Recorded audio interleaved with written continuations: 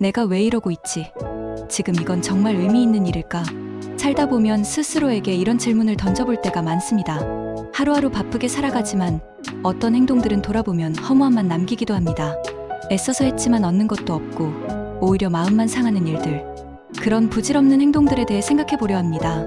무조건적으로 해서는 안 되는 이야기가 아니라 내게 꼭 필요한가를 한 번쯤 되짚어보는 시간이 되었으면 좋겠습니다.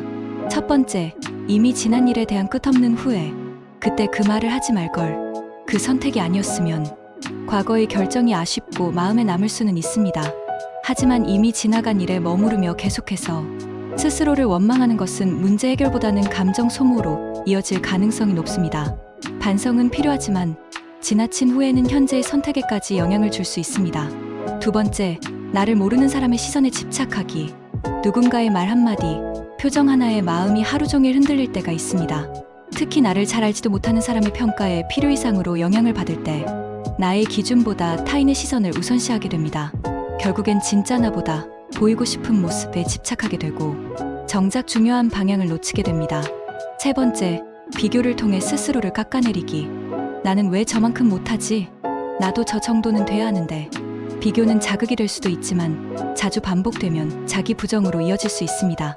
각자의 삶의 배경과 환경은 다르기에 표면적인 성과만으로 비교하는 건 정확하지도 공정하지도 않습니다. 다른 사람의 성취를 자신의 부족함으로 받아들이는 순간 자신에 대한 믿음이 조금씩 무너집니다. 네 번째, 이해받기 어려운 사람에게 설명을 반복하기. 자신의 생각이나 감정을 상대에게 전달하는 건 매우 중요한 일입니다.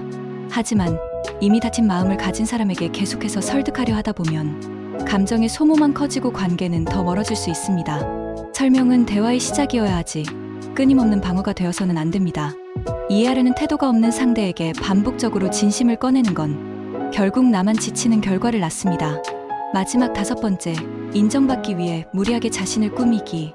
과하게 긍정적인 척, 지나치게 열심히 하는 모습은 때로는 인정받고 싶다는 마음에서 비롯됩니다.